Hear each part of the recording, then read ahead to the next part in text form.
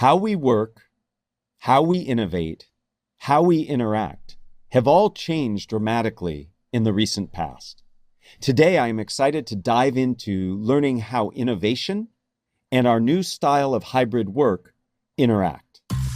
I'm Matt Abrahams, and I teach strategic communication at Stanford Graduate School of Business. Welcome to Think Fast, Talk Smart, the podcast. I am very excited to chat with Glenn Carroll and Michael Arena. Glenn is the Adams Distinguished Professor of Management at Stanford GSB. Glenn teaches Leading Through Culture and is the co-author of Making Great Strategy, Arguing for Organizational Advantage. Michael Arena is a faculty member in Penn's Masters in Organizational Dynamics program. Michael most recently served as the Vice President of Talent and Development at Amazon Web Services, and he authored the book Adaptive Space: How GM and Other Companies Are Positively Disrupting Themselves and Transforming into Agile Organizations. Welcome, Glenn and Michael. Thanks for being here. I am looking so forward to our conversation. It's a pleasure to be here. Really looking forward to the conversation, Matt. Excellent. Let's get started. The pandemic caused a huge shift to virtual and hybrid work. You both, along with other colleagues, recently wrote a paper entitled The Adaptive Hybrid: Innovation with Virtual Work. Michael, what research question were you setting out to address with this work? Yeah, it's really interesting, Matt. If you would have said pre-March 2020 that we would have all entered into this virtual experiment together and would have been as productive, if not more productive, in the virtual context, I think many managers and many of us who've studied social capital and connections would have laughed out loud. But it turns out that that is exactly what happened. Mostly productivity improved, or at least remained the same for knowledge workers. But that led us really quickly to another question, a longer term question, which had much more to do with innovation.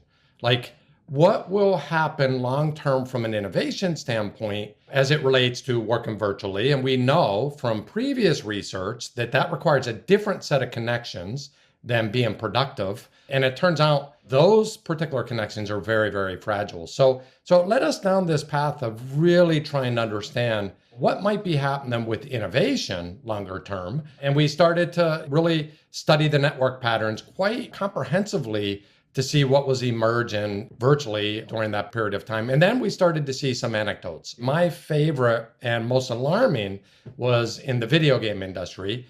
Just as the video game industry was at its height, all of our children were sent home and, we were all sucking up bandwidth on our home internet systems, and the kids wanted to be playing games because the educators hadn't caught up. We started to see launch delays in the video game industry. And I think the number was there were 4x more delays in the virtual world than pre-COVID against the standard benchmark. And we just started to become suspicious. Are we still generating ideas at the same velocity? And are we able to integrate new solutions and new products and scale them on the back end? And that got, Glenn and myself interested in really trying to dig deep into what might be happening with innovation. I have two teenage sons, and they were very eager for new video game releases. And who knew video games could inspire such interesting creative research? Glenn, in order to understand the adaptive hybrid work model that you all put forth, we really first need to understand the different stages of innovation. Can you explain the different stages and give us some insight into them? Sure. So we use a fairly standard depiction of organizational innovation that has 3 steps. First step is what people call ideation, which is where you brainstorm and kick around ideas and come up with what you think is a good idea. That's usually a pretty unstructured process where you put people in a room and just try to get them to interact. The second stage is what's often called incubation.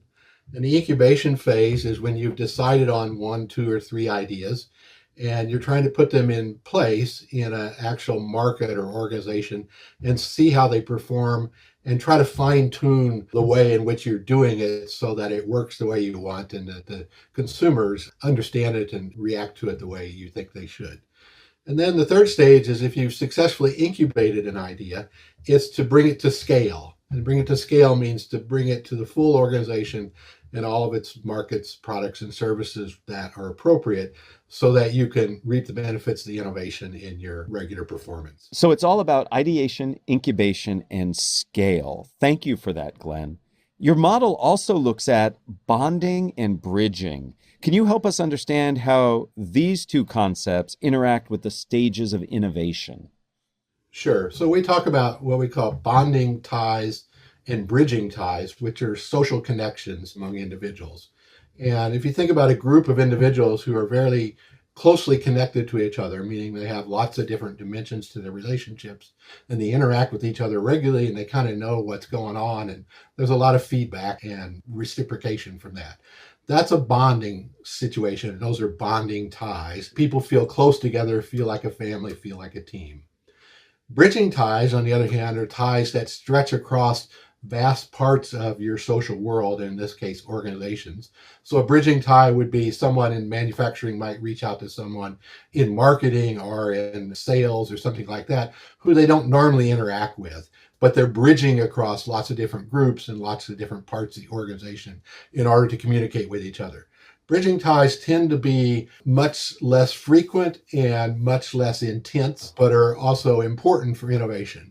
And what we try to describe in the paper is the way I think most social scientists would think about how these networks interface with the different stages of innovation. In the first one, the ideation phase, you're talking about bringing together people from all different parts of the organization and having them interact with each other. And so they're actually bridging and connecting and making ideas flow from one part of the organization to another in ways that they might not normally. So the typical kind of interaction would be a water cooler conversation interaction where you're talking about the Warriors game tonight and you happen to talk about where you're parking, and that leads to a conversation about tires, let's say, and then about, one thing leads to another. So, but people are connecting because they come from different worlds and they're bridging across different parts of the organization. The second phase of innovation, the incubation phase, is when you're very focused and you've chosen an idea and you take your team and you say, we want to put this idea into place and try it out. And so the team is trying to be very focused, very efficient, and to try and do what they can to make it work. And so those are usually a team that works together a lot, and the bonding ties there help them execute very effectively. And then in the third phase, the scaling phase, the person or the team that's actually incubated the idea successfully tries to take it up to the larger part of the organization and usually needs help in terms of getting resources and getting people to give them access to different parts of the organization and markets that they don't normally have access to. And so those again involve bridging ties, but this time rather than bridging laterally, as might be the case in ideation, where you're just talking to people at the same level of the organization, in the scaling phase usually are upward to people with authority who have resources and who could open up doors for you to get the thing in place. Wow, so it's quite a matrix that gets created here, and the way in which relationships and networking happens matters a lot, I can see, based on the different phases. So, Michael, I think we have all the pieces in place now. Can you elaborate for us on this adaptive hybrid work model that you have created and suggest the best ways we can optimize innovation in a hybrid world? Yeah, absolutely. And really just to build upon what Glenn just went through, the research that we went out and embarked upon across multiple companies suggested to us that the type of social capital in a virtual world showed up differently. And in other words, and I'll go way back to the beginning of our conversation, bonding social capital actually increased immediately into the pandemic. With our closest colleagues, it actually went up as much as 40%. With Wow. a few more distant colleagues, there's been some research out there that said maybe at least an increase of 20%. But that is also the same kind of social capital you would think about, not only for incubation, but for productivity. So our hypothesis, and we've got good substantiating evidence on this, was that productivity increased because our closest connections, Zoom is really good for bringing, your 5 to 7 closest colleagues together. And so we didn't miss a beat in the area of productivity. Turns out incubation was also positively affected during the initial stages of the pandemic. However, the opposite side of that are bridging connections that Glenn talked about dropped off a cliff about 30% in literally the first few months, which is what made us suspicious about, can we continue to ideate across the organization as we've lost these bridging connections? And then with the video game industry, are we able to scale on the back end and synchronize these things up for formal endorsement without the appropriate bridging connections? And that is essentially what the paper's about. I think a lot about Lee Fleming's work up at Harvard. What it takes to discover new ideas from a social network standpoint is the exact opposite of what it takes to build those ideas. And that's the core premise of the research. We've got to think through very fluidly, what stage of work are we in as we're trying to innovate? Like, are we at the beginning stage of a new idea or new innovation? And do we need bridging connections? Or are we in the middle? Are we building? Or are we trying to scale? And the adaptive hybrid is basically suggesting that we need to be much more adaptive in the way we think about hybrid work. It's perhaps the most foolish advice, in my opinion, I'm not going to speak for Glenn, although I believe he believes this as well, is to say, come back in the office 2 to 3 days a week. To me, that's like playing social lottery. You increases your chances of connecting with people, but it's not very deliberate at all. If you're not there when you need to be there with other teams that you're dependent on, you don't really increase your odds all that significantly. So what we're arguing for in the paper is an adaptive hybrid that says you've got to ask 2 core questions. What work stage are you in based on those 3 phases of innovation? And then secondly, how much social capital and what kind of social capital do you have stored up?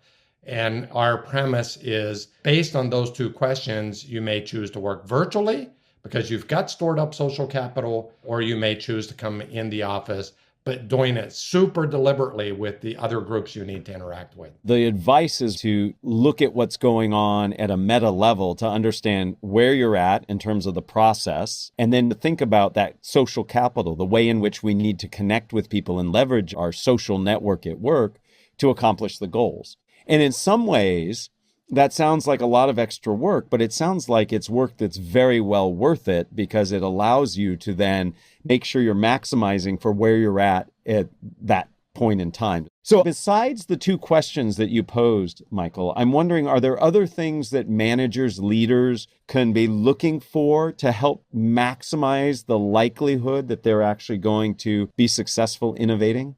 Yeah, the questions matter immensely. I also think that there's not a prescription for this. Like, the easy thing to do is to want to hardwire this and build a prescription. We've got to experiment our way here. The other practical advice I would give to leaders is you got to use really high judgment and go run some experiments. Use different interventions. Decide when you're going to come in the office and which 3 teams you may pull together and which intervention will work best. And what I've seen a lot in businesses is also play with what virtual tools might work. The most practical advice is trust your instincts and use high judgment. And then the second one is experiment, experiment, experiment. It would be easy for Glenn and I and others to come out and say, you need this intervention or you need that intervention. But that may not work for your company. What we're really trying to challenge leaders to do is to use that high judgment and then experiment like crazy with the interventions that work most with their teams. A big theme I'm hearing from what you and Glenn are talking about is this notion of we have to be flexible. Setting rigid guidelines and boundaries might work against innovation and more opportunistic types of interactions. I can't miss this opportunity to talk to Glenn and not bring up the topic of authenticity. Authenticity is a topic that we've talked a lot about on this podcast, and it plays a large role, I believe, in communication and lots of other areas. So, Glenn, I am curious to learn your thoughts about the role of authenticity in communication and how we can actively work to be more authentic. It's one of the first bits of advice most people receive when they come to their communication or somebody to help them with their communication. They say, okay, just be your authentic self. I'm just curious, what are your thoughts on that? So I think I have a pretty straightforward answer to your question, Matt. And my answer would be that someone is an authentic communicator when they are the same person in public speaking that they are in private. That is, you don't see a change in the character, the demeanor, or even the things the person says. They're really the same person. And I think if you say someone's an authentic communicator, that's a great compliment because it says that they're really natural when they're speaking in public. and they're not going to tell you something different than they would have in private. Yeah, interesting. So being that same person, speaking the same way. I don't know if you have any data on this, Glenn, but I'm just curious.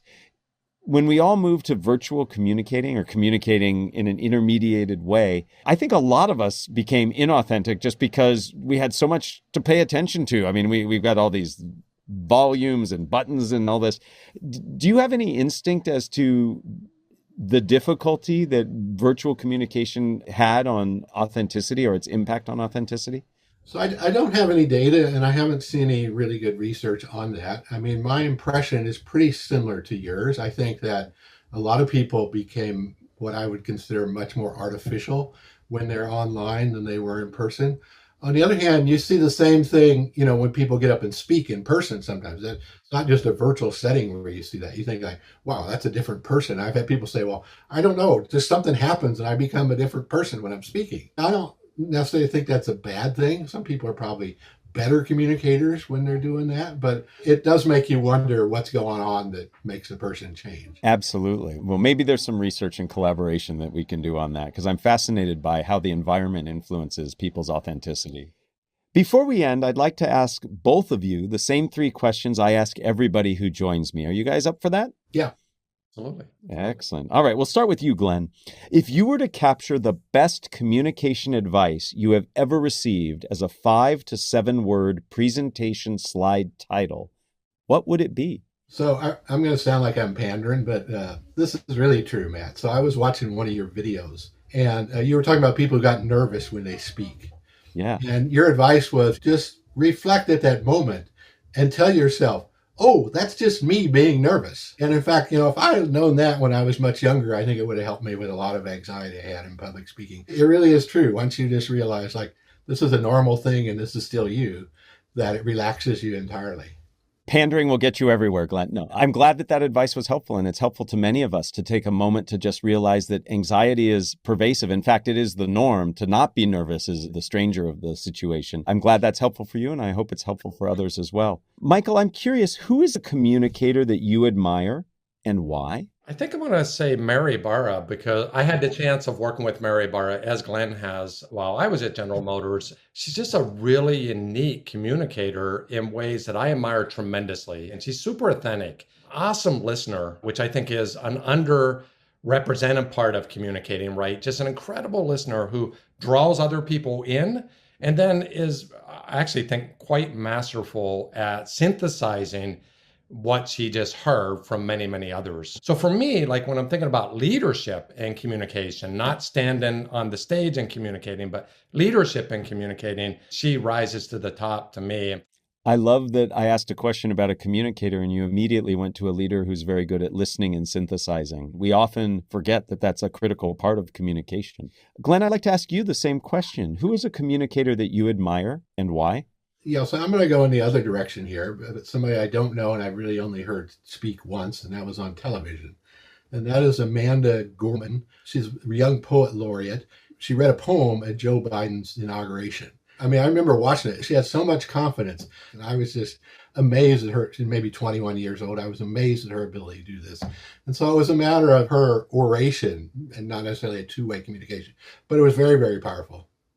Absolutely. I was very moved by that as well. She's a very gifted communicator and was able in that moment to really bring, I think, a lot of people to that same conclusion you came to. Thank you. So, Michael, third question for you. What are the first 3 ingredients that go into a successful communication recipe? I'll get a little unconventional on this one too. So in social science, there's something called the gossip and reputation cycle. And it's basically how a message will be picked up and carried, if you want to think about it, virally across the network. For me, I think about it this way. It's got to be short. It's got to be a snippet, because we communicate to others in snippets. It won't carry if it's not short. It's got to be compelling. Like if it's not meaningful, no one's going to repeat it and it's not going to travel across the network. And probably most importantly is it's got to be interesting to the person you're communicating to. I'm never going to repeat something that someone else says if I can't find something in it that was interesting to me or relevant to the audience, is another way of thinking about that. Those are the 3 things I think about: is short, meaningful, and interesting to the audience or the individual that you're communicating to. Who knew we could learn so much from gossip in terms of what makes for effective communication? But certainly being concise, making sure it's meaningful and interesting and relevant make a big difference. I certainly want to make sure that the work that you two do is not seen as gossip, but is seen as very critical. And I've really enjoyed the conversation. Your adaptive hybrid model, I think, is really informative for all businesses to think about as we navigate our way through this. And really your mantra of experiment, try, learn how to make this work for an individual organization really makes a lot of sense. I thank you very much for your time and for your insights. Thank you. Thank you, Matt. You've been listening to Think Fast, Talk Smart, the podcast, a production of Stanford Graduate School of Business. This episode was produced by Michael Riley, Jenny Luna, and me, Matt Abrahams. Find more resources and join in the conversation by searching LinkedIn for Think Fast, Talk Smart. Download and subscribe wherever you find your podcasts.